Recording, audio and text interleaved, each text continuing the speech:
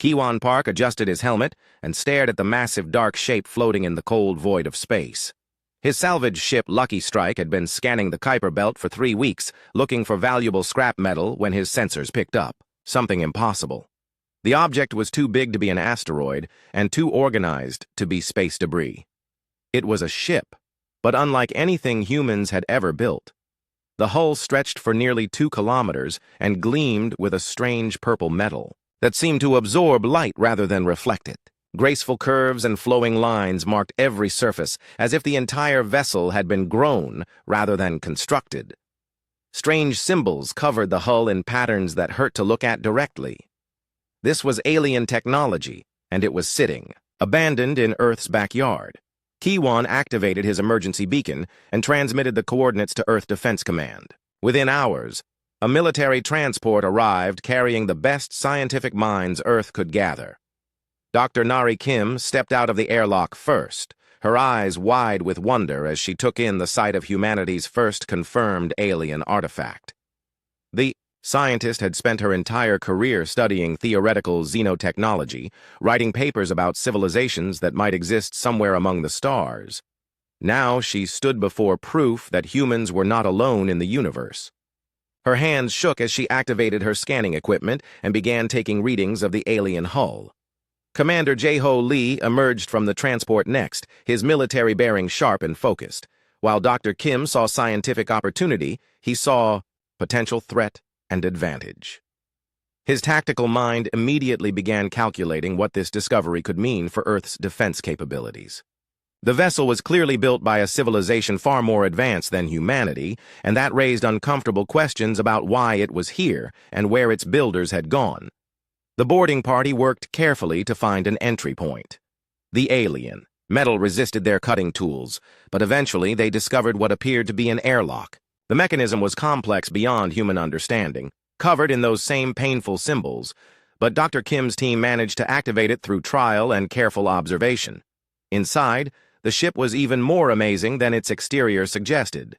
Corridors, curved in impossible spirals that somehow felt natural to walk through. The walls pulsed with a faint bioluminescent glow that provided just enough light to see. Everything was sized for beings roughly human height, but with longer limbs and broader shoulders. The air was stale but breathable, though it carried a sweet scent that reminded Dr. Kim of blooming flowers. The exploration team spread out through the vessel, documenting everything they found. The technology was clearly biological in nature, with control surfaces that looked more like nerve clusters than computer interfaces. Conduits resembling blood vessels ran through the walls, connecting various systems in an organic network that defied human engineering principles.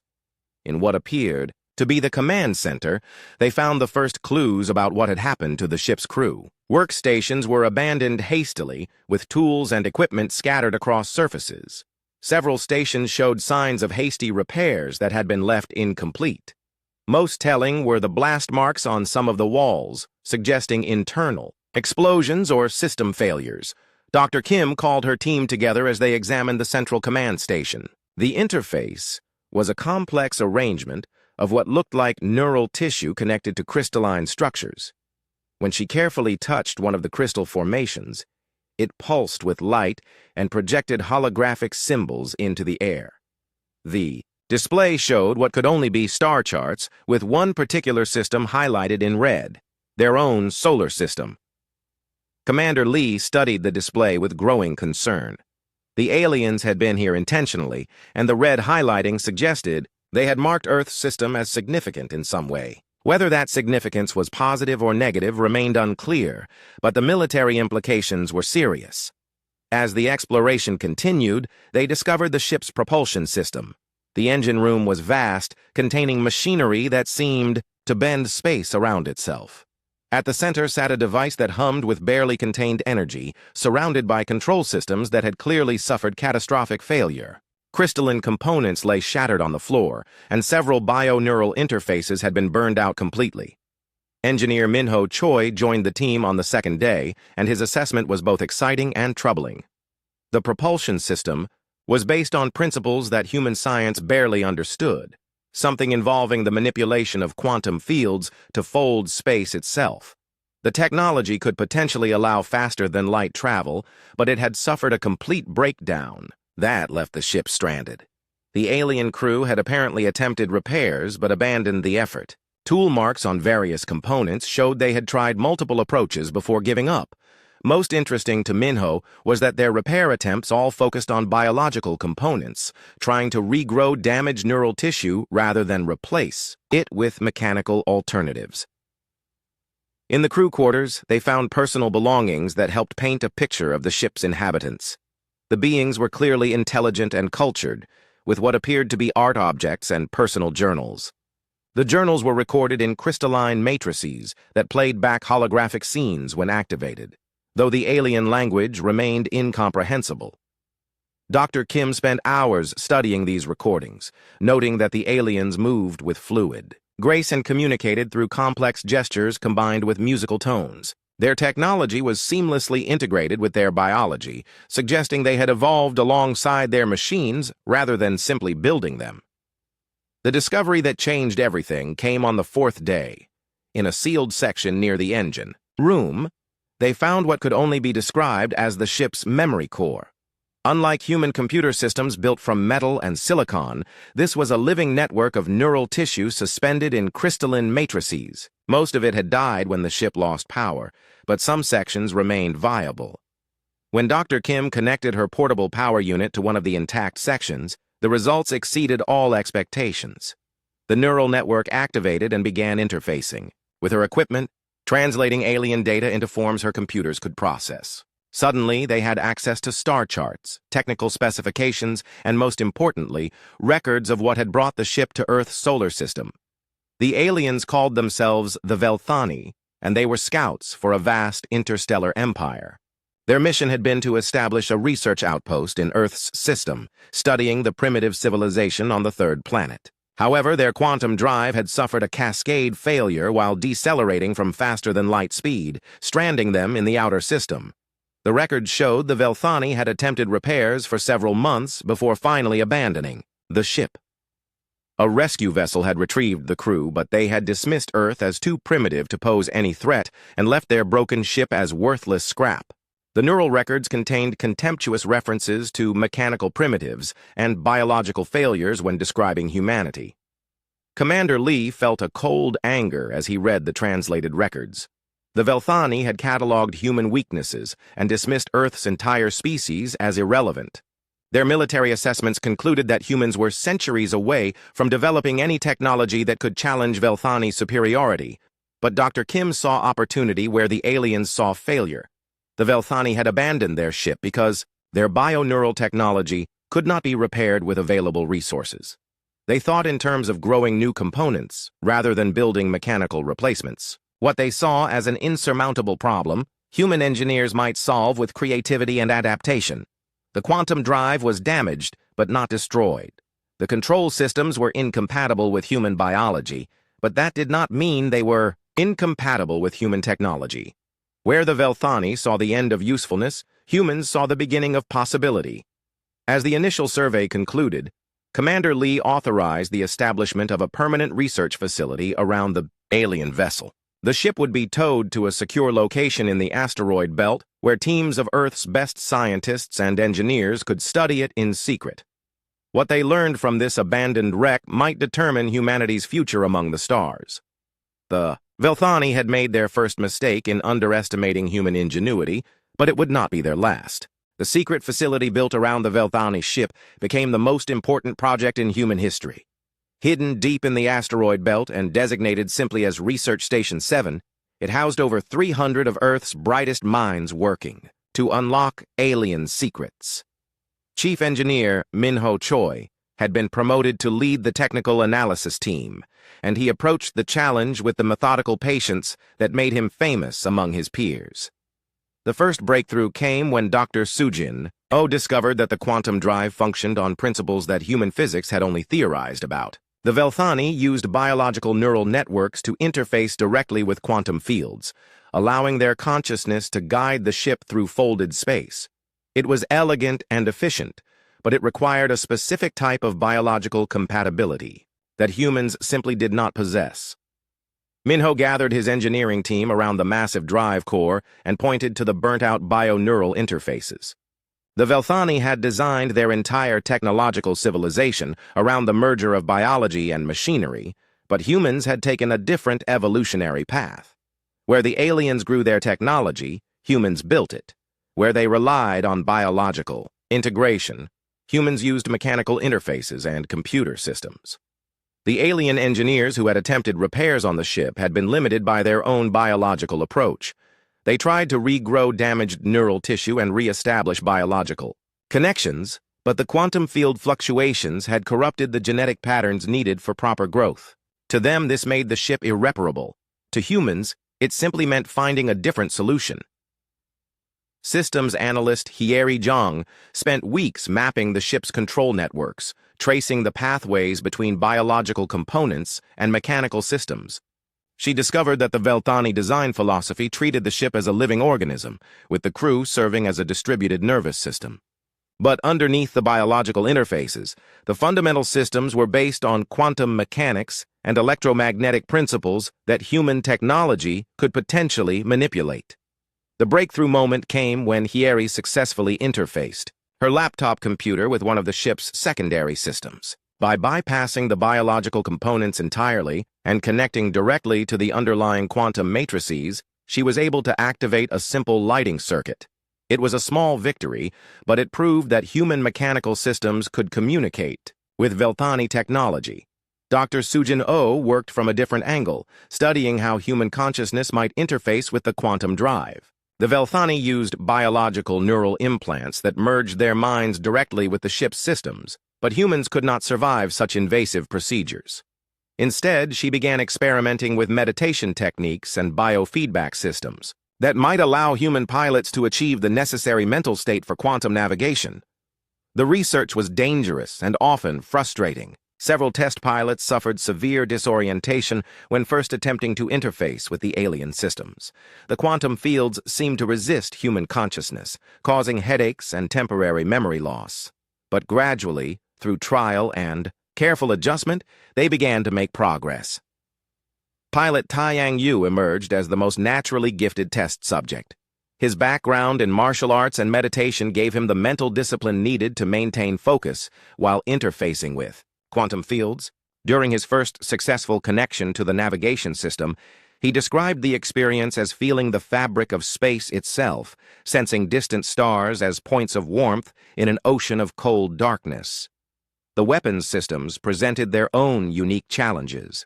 Weapons specialist Dongyun Kim discovered that Velthani military technology was designed around their biological limitations and cultural preferences.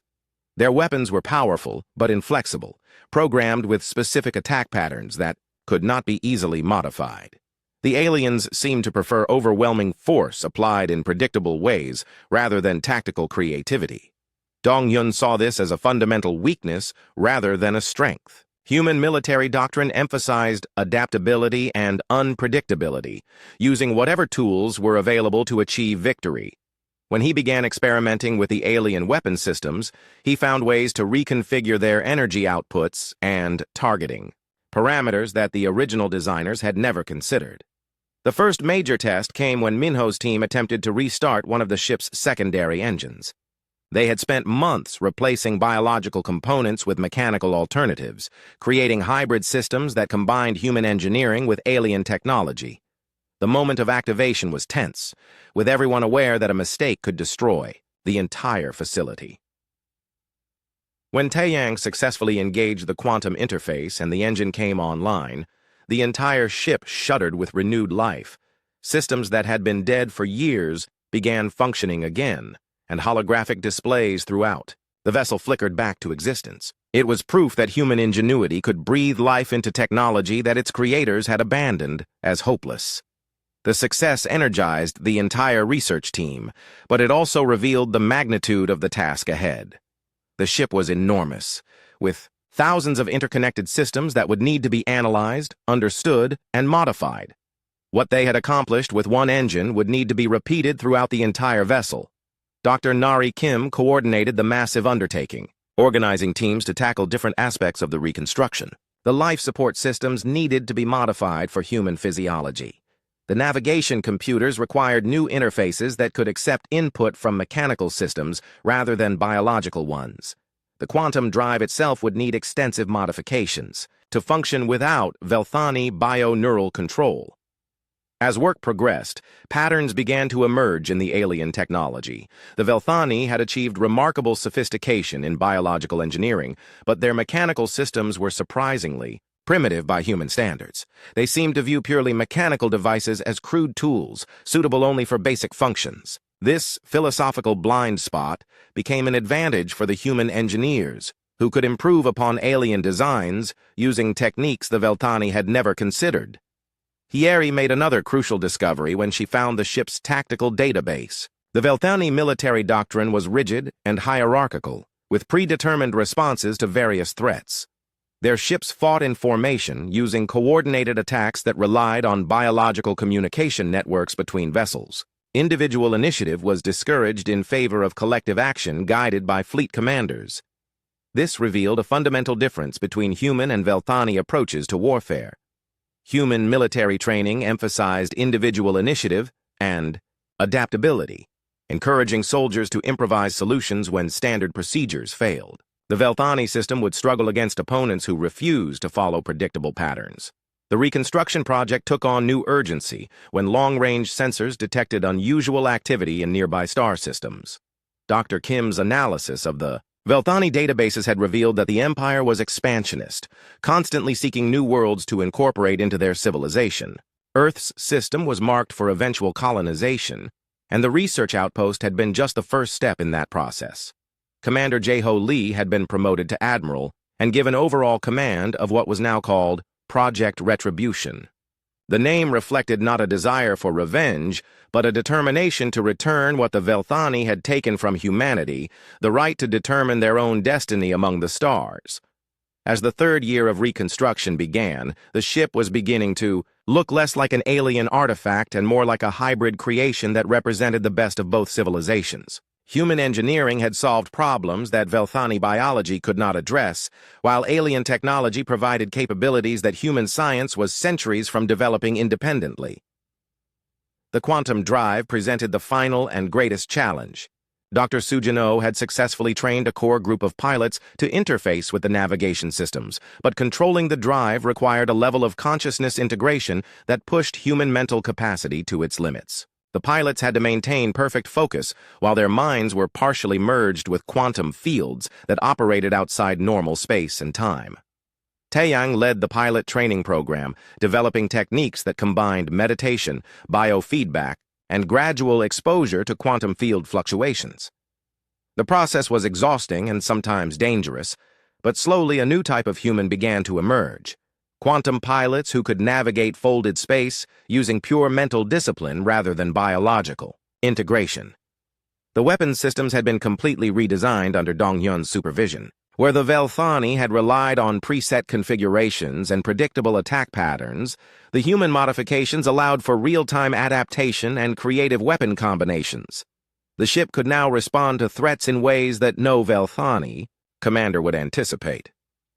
As the reconstruction neared completion, Admiral Lee gathered the senior staff for a final briefing. The ship they had rebuilt was no longer truly Velthani, nor was it purely human. It was something new, a fusion of technologies and philosophies that represented humanity's first step toward becoming a spacefaring civilization. The vessel had been renamed Retribution, and it carried the hopes and determination of an entire species. Overlord Thessarian stood on the bridge of the massive dreadnought Eternal Dominion and surveyed the star charts displaying his empire's latest conquests. The Velthani Empire now controlled over 200 star systems, each one added to their dominion through a combination of superior technology and careful psychological manipulation. They did not simply conquer civilizations, they made them dependent. The Velthani approach to galactic expansion was both elegant and ruthless. Rather than destroying potential subject species, they offered technological gifts that seemed beneficial but contained hidden limitations. Medical advances that required ongoing treatments available only from Velthani sources. Energy systems that functioned perfectly but could not be repaired without Velthani bioneural components. Communication networks that connected civilizations. to the Empire while subtly monitoring all transmissions. Each gift created dependency, and dependency led to control. Within a generation, subject species found themselves unable to function without Velthani technology. Their own scientific development stagnated as they became increasingly reliant on Imperial systems they could not fully understand or replicate. Resistance became not just futile, but literally impossible without the technological foundation needed to challenge Velthani's superiority. The latest addition to the Empire was the Korthak Republic, a proud warrior culture that had resisted Velthani expansion for over 50 years. Their military was formidable by the standards of most species, built around massive battleships and disciplined ground forces. But like all the others, they had made the fatal mistake of trying to match Velthani technology with inferior copies and adaptations. Thessarian remembered the final battle above the Korthak homeworld with satisfaction. The Republic's fleet had fought bravely, using tactics that would have been effective against any conventional enemy. But Velthani ships were not conventional. Their bio-neural networks allowed instantaneous communication between vessels, coordinating attacks with precision no mechanical system could match. Their quantum shields adapted to incoming weapons in real time, learning from each shot and becoming stronger. The Korthak had lasted exactly 4 hours before their fleet was destroyed or captured. Their ground forces surrendered when Velthani bioweapons began converting their own defensive systems against them. Within days, Republic leaders were requesting terms of incorporation into the Empire, recognizing that resistance would only lead to unnecessary suffering for their people. The integration process was already underway. Korthak engineers were being retrained to maintain Velthani systems rather than developing their own technology. Their military academies now taught Imperial doctrine and tactics. Most importantly, their best and brightest young minds were being selected for biological enhancement, slowly transforming them into hybrid beings, loyal to the Empire rather than their birth species. Commander Velkorth approached Thessarian's command station with the fluid grace characteristic of all Velthani. His bio-neural implants glowed softly, beneath translucent skin as he processed data from across the Empire. The implants were both a mark of status and a practical necessity, allowing direct interface with Imperial technology while ensuring absolute loyalty to the hierarchy. The commander's report detailed the ongoing subjugation of the Asterian Confederacy, another species that had underestimated Velthani capabilities. The Asterians were highly intelligent and had developed impressive theoretical physics, but their technology remained stubbornly mechanical. They built computers from metal and silicon, rather than growing them from neural tissue. They used electromagnetic signals for communication instead of bio-neural networks. Their weapons relied on chemical explosives and kinetic projectiles rather than quantum field manipulation. Such primitive approaches made them predictable and vulnerable. Velthani bio-neural warfare could infiltrate their computer systems and turn their own technology against them. Their electromagnetic communications were easily intercepted and disrupted. Their kinetic weapons were useless against quantum shields that could phase in and out of normal space.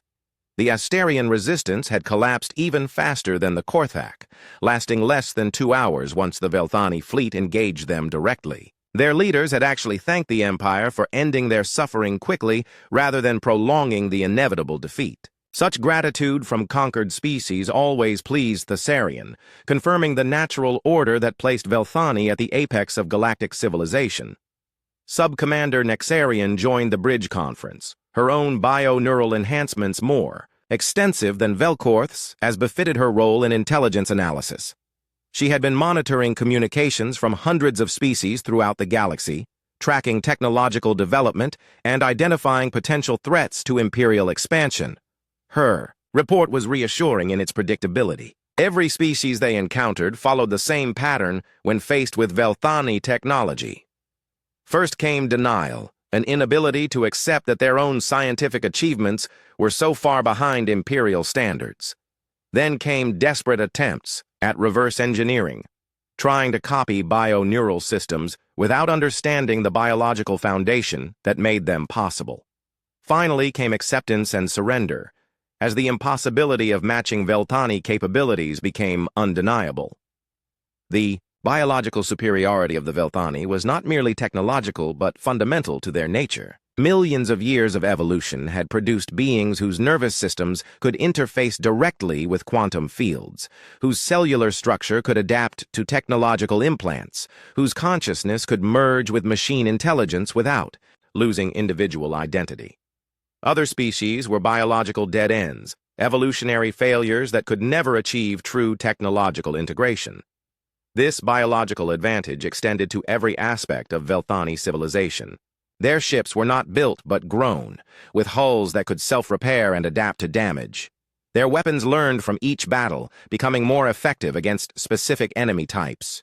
Their shields existed partially outside normal space, making them nearly invulnerable to conventional attacks. Most importantly, their crews functioned as collective intelligences, with individual minds contributing to group consciousness that could process information and make decisions faster than any mechanical computer system.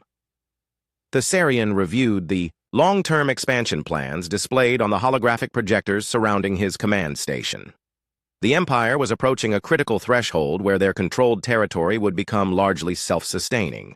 Subject species would provide resources and labor, while Velthani overseers directed technological development. New conquests would become easier as the Empire's resource base expanded, allowing them to field larger fleets and develop more sophisticated weapons. The next target was already selected, the Zorathi homeworld, center of a loose confederation, of species that had somehow avoided Imperial attention for several centuries. Intelligence reports suggested the Zorathi had developed some unusual technologies, possibly including primitive quantum manipulation devices. Such development could not be allowed to continue unsupervised, as it might eventually pose a threat to Imperial security. More importantly, the Zorathi system controlled several critical hyperspace junction points that would greatly facilitate Imperial expansion into the galactic core regions. Capturing those junctions would reduce travel time between Imperial sectors and allow more efficient deployment of the fleet. The Zorathi themselves were reportedly a peaceful species more interested in philosophy than warfare, which would make the conquest swift and relatively bloodless. Velkorth presented the tactical analysis for the Zorathi campaign. Their defenses were minimal, consisting mainly of automated platforms and a small patrol fleet designed more for asteroid mining operations than military combat. The Zorathi had apparently never faced a serious external threat and had grown complacent in their isolation. Their weapons technology was at least 3 centuries behind Imperial standards, and they showed no evidence of bio-neural integration whatsoever. The conquest would require only a single battle group, possibly as few as 12 dreadnoughts with supporting vessels. Thessarian was tempted to use the campaign as a training exercise for newly incorporated Korthak and Asterian crews, allowing them to participate in Imperial glory while demonstrating the futility of resistance to Velthani power. Sub-Commander Nexarian added an interesting detail to the intelligence briefing. Long-range sensors had detected unusual energy signatures from a small system on the far edge of Zorathi space, a primitive single-species world that the Zorathi called Earth. The energy patterns suggested some kind of technological development, possibly the beginnings of spacefaring capability. The system had been marked for investigation several years earlier, when a research vessel had been sent to establish a monitoring outpost. However, the ship had suffered a quantum drive failure and been abandoned as a total loss. The crew had been rescued, but the vessel itself had been written off as irreparable. Such failures were rare but not unknown, usually resulting from cascade errors in the bio-neural control systems. Captain Nari Kim stood on the bridge of the Retribution and watched the Zorathi homeworld grow larger on the main display. The planet was beautiful, with swirling clouds of silver and blue above continents covered in crystalline cities that sparkled like jewels. It was also about to become a battlefield, because the Velthani war fleet had arrived 3 hours ago and was already deploying for conquest. 5 years of secret reconstruction had transformed the abandoned alien vessel into something entirely new. The ship still retained its elegant curves and flowing lines, but human modifications were visible throughout its structure. Mechanical sensor arrays protruded from bio-neural housings. Armored plates protected sections where human engineers had replaced delicate biological components with robust mechanical systems. The vessel was a hybrid creation that represented the marriage of 2 completely different technological philosophies. Admiral Taeyang Yu monitored the quantum navigation systems from his specialized command station. The interface required constant, mental focus, keeping his consciousness partially merged with quantum fields that existed outside normal space and time. After years of training, he had learned to navigate the strange sensations and overwhelming data flow, but it still required tremendous concentration. Unlike Velthani pilots who were biologically enhanced for such integration, humans had to rely on meditation techniques and pure mental discipline. The Velthani fleet was impressive, consisting of 12 massive dreadnoughts accompanied by dozens of smaller vessels. Their ships moved with the coordinated precision that came from bio-neural networking, each vessel responding instantly to commands from the fleet commander. They had positioned themselves between the Retribution and the Zorathi homeworld, clearly intending to prevent any interference with their conquest. Engineer Minho Choi reported from the modified engine room that all systems were functioning within acceptable parameters. The quantum drive was operating at 60% of its original design capacity, limited by the mechanical interfaces that had replaced biological controls. However, the human modifications included redundant backup systems that the original Velthani design had lacked. If something broke, they could repair it. The aliens had never considered that possibility. The Zorathi defense fleet was already engaging the Velthani forces, and the battle was going exactly as predicted. The peaceful philosophers had never developed serious military technology, and their ships were being systematically destroyed by weapons they could not understand or defend against. Quantum energy beams phased through their shields as if they did not exist. Bio-neural viruses invaded their computer systems and turned their own weapons against them. Captain Kim opened a communication channel to the Velthani flagship, knowing that her next words would either save the Zorathi or doom humanity to premature discovery. The image of Overlord Thessarian appeared on her screen, his bio-neural implants glowing as he processed data from across his fleet. His expression showed mild curiosity rather than concern, clearly not viewing a single unknown vessel as any kind of threat. The Velthani commander spoke in his own language, but the Retribution's computers had been programmed with translation algorithms derived from the abandoned ship's memory banks. His words were dismissive and arrogant, demanding that the human vessel withdraw immediately or be destroyed along with the Zorathi defenders. He seemed genuinely puzzled by the ship's design, noting that it appeared to be a corrupted version of Velthani technology. Captain Kim responded in carefully practiced Velthani phrases, identifying herself as the commander of an independent vessel seeking to prevent unnecessary bloodshed. She did not reveal her species or the ship's true origin, hoping to buy time while her crew prepared for combat. The element of surprise was their greatest advantage, and she intended to use it fully. Thessarian's response was predictably arrogant. He dismissed the Retribution as obviously inferior technology, probably built by some species that had found abandoned Velthani equipment and attempted crude repairs. Such efforts always failed, because only true Velthani could properly integrate bio-neural systems. He offered to allow the ship to withdraw in exchange for providing intelligence about whoever had built it. The offer was meant to be generous, but it revealed the fundamental blind spot that would prove fatal to Velthani expansion. They could not conceive of technology that improved upon their designs through different approaches. In their minds, biological integration was the pinnacle of technological development, and any deviation from that path could only result in inferior performance. Weapons specialist Dong-Yun Kim activated the combat systems he had spent years perfecting. The original Velthani weapons were powerful, but inflexible, designed to overwhelm enemies through superior firepower rather than tactical creativity. The human modifications had changed that completely, creating modular systems that could be reconfigured in real time to meet specific threats. When Thessarian realized that the unknown vessel was not going to withdraw, he dispatched a squadron of 6 ships to deal with the problem quickly.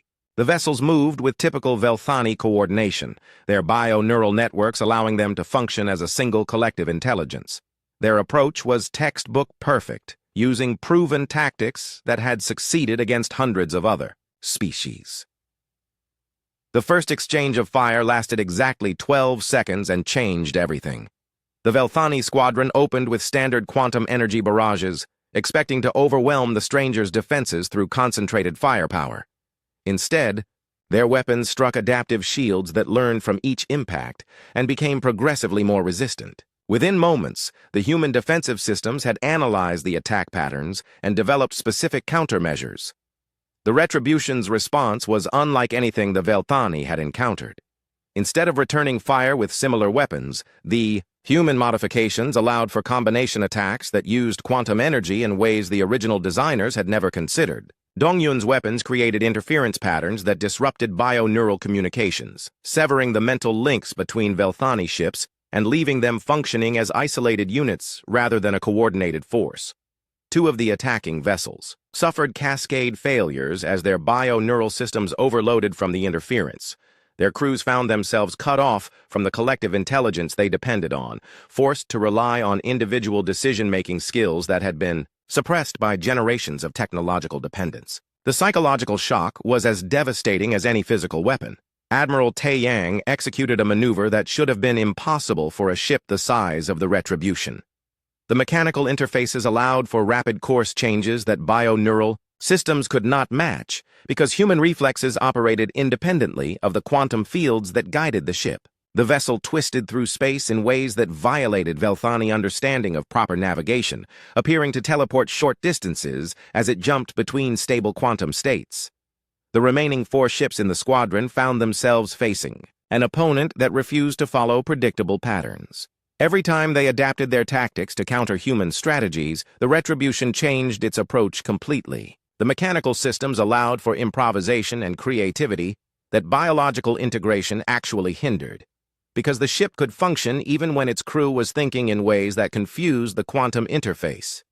Systems analyst Hieri Zhang coordinated the electronic warfare systems using human understanding of mechanical engineering to exploit weaknesses in Velthani bio-neural networks. She discovered that the alien systems were vulnerable to specific electromagnetic frequencies that disrupted their biological components without affecting mechanical ones. The Retribution began broadcasting interference patterns that caused increasing confusion among the enemy fleet. The destruction of the Velthani squadron sent shockwaves through Thessarian's command structure. For the first time in Imperial history, a single enemy vessel had defeated multiple Velthani ships using apparently superior technology. The implications were staggering, suggesting that somewhere in the galaxy was a species that had achieved technological capabilities beyond Imperial understanding. Thessarian ordered the entire fleet to converge on the unknown vessel, abandoning the Zorathi conquest in favor of eliminating this unexpected threat. If such technology existed, it had to be captured or destroyed before it could spread to other species. The Empire's dominance depended on maintaining technological superiority, and any challenge to that superiority had to be crushed immediately. The Retribution found itself facing overwhelming odds as 12 dreadnoughts and their escorts moved into attack formation. Captain Kim knew that even with all their advantages, her single ship could not defeat an entire battle fleet through conventional tactics. But conventional tactics were exactly what the Velthani expected, and humans had learned long ago that unexpected approaches often succeeded where obvious ones failed. The key insight came from Dr. Sujin Oh, who had been monitoring the quantum field fluctuations generated by the Velthani fleet. She realized that their bio-neural networking created a massive shared consciousness that was both their greatest strength and their most vulnerable weakness. The Velthani fleet drifted powerless in space, their bio-neural networks completely overloaded by the quantum pulse from the human vessel. Overlord Thessarian found himself cut off from the collective intelligence that had guided his decisions. For over a century, forced to rely on individual thought processes that felt alien and uncomfortable. Around him, his crew struggled with similar disorientation as they tried to function without the technological integration that defined Velthani civilization. Captain Nari Kim opened a communication channel to the disabled flagship, knowing that her next words would determine whether this encounter led to peaceful contact or total war. The face that appeared on her screen showed none of the arrogant confidence she had seen before. Thessarian looked lost and confused, his glowing implants dark and lifeless. For the first time in his existence, he was truly alone inside his own mind. The human captain spoke in carefully chosen Velthani phrases, offering assistance to the disabled vessels and proposing negotiations rather than continued hostilities. She emphasized that humanity had no desire for conquest or domination, only the right to exist as equals among the stars. The quantum pulse had been a demonstration of capability, not an act of aggression. The Sarian's response revealed the depth of Velthani dependence on their technology. Without bio-neural networking, he found it difficult to process complex information or make strategic decisions. The individual creativity that humans took for granted had been bred out of his species over millions of years of collective consciousness. He was like a person trying to walk after a lifetime of mechanical assistance. The Overlord demanded to know what species could have developed technology superior to Velthani bio-neural systems. When Captain Kim identified herself as human and revealed that their ship was rebuilt from a vessel the Empire had abandoned as worthless, his reaction was one of complete disbelief. The idea that primitive mechanicals could improve upon Velthani design was impossible to accept. Engineer Minho Choi coordinated the technical teams that boarded several disabled Velthani vessels to provide assistance. What they found confirmed everything they had learned about alien psychology during the reconstruction project. The Velthani crews were completely helpless without their bio-neural systems, unable to perform even basic maintenance tasks without technological assistance. They had become so dependent on biological integration that they had lost the ability to think independently. The boarding teams also discovered the extent to which Velthani technology dominated their subject species. Every conquered civilization was locked into dependency relationships that made rebellion literally impossible. Their weapons would not function without Velthani control codes. Their ships could not navigate without Imperial navigation networks. Their medical systems required ongoing biological components that only the Empire could provide. Dr. Sujin Oh analyzed the disabled bio-neural networks and made a disturbing discovery. The Velthani had not simply evolved alongside their technology. They had been systematically modified over generations to become dependent on it. Their natural cognitive abilities had been suppressed in favor of collective processing power. They were no longer truly independent beings, but components in a vast biological machine. This revelation changed Captain Kim's understanding of the situation completely. The Velthani were not evil conquerors, but victims of their own technological success. They had achieved such perfect integration between biology and machinery that they had lost the ability to exist without it. Their expansion across the galaxy was driven not by ambition, but by desperate need for resources to maintain their technological dependence. Admiral Taeyang monitored long-range sensors as reports came in from across Velthani space. The quantum pulse had affected more than just the local fleet. The Empire's communication networks were failing as bio-neural relays throughout their territory suffered cascade overloads. Without their instantaneous communication systems, the vast Imperial bureaucracy was collapsing into chaos. Subject species across hundreds of worlds found themselves suddenly free from technological constraints that had controlled them for generations. Weapons systems that had been locked to Imperial control codes were now responding to local commands. Ships that had been unable to navigate independently were discovering they could function with mechanical computer systems. The Empire's greatest strength had become its ultimate weakness. Weapons specialist Dong-Yun Kim received reports from automated monitoring stations throughout the region. Former Velthani subjects were rising in rebellion, using their newly freed technology to attack Imperial installations. The Korthak Republic had reformed its military within hours of the communication breakdown. The Asterian Confederacy was already launching raids against Velthani supply depots. But the most significant change was happening on the Velthani homeworld itself. Without the collective consciousness that had unified their society for millennia, individual Velthani were beginning to think independently for the first time in their species' recorded history. Some embraced this newfound freedom, while others suffered complete psychological breakdown. Their entire civilization was transforming in real time. The Sarian finally accepted the reality of his situation when human engineers successfully restored basic power to his flagship using purely mechanical systems. The repairs violated every principle of Velthani engineering, replacing elegant biological solutions with crude but effective mechanical alternatives. Yet they worked, and that was something his people had never learned to value. The Overlord requested private communication with Captain Kim, and what he revealed changed the nature of the entire conflict. The Velthani expansion had not been driven by choice, but by necessity. Their bio-neural technology required constant resources to maintain, and their population had grown beyond their homeworld's ability to support. Conquest was not ambition, but survival, as they desperately sought new worlds to exploit before their technology collapsed entirely. The quantum pulse had achieved something that centuries of warfare could not. By severing the bio-neural networks that held the Empire together, it had freed both the Velthani and their subjects to choose their own paths. But it had also created a massive humanitarian crisis, as billions of beings suddenly found themselves without the technological support they needed to survive. Captain Kim faced the most important decision in human history.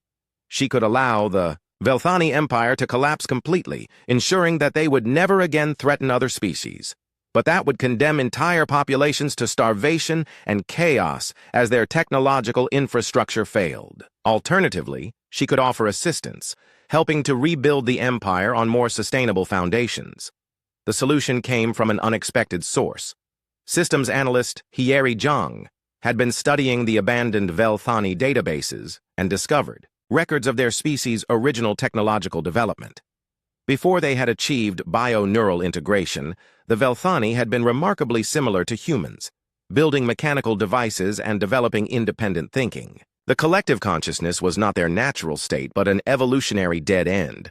Dr. Sujin Oh proposed a radical solution that would require unprecedented cooperation between species. Human engineers could help rebuild Velthani technology, using hybrid approaches that combined biological efficiency with mechanical reliability. Instead of complete dependence on bio-neural networks, the new systems would allow for individual choice while maintaining the benefits of technological integration. The proposal faced resistance from both sides. Many humans wanted revenge for the Velthani's dismissive attitude toward their species. Many Velthani could not accept that primitive mechanicals could improve upon their perfect biological systems. But the alternative was the collapse of galactic civilization and the suffering of billions of innocent beings. The Sarian surprised everyone by accepting the human proposal and ordering his forces to stand down.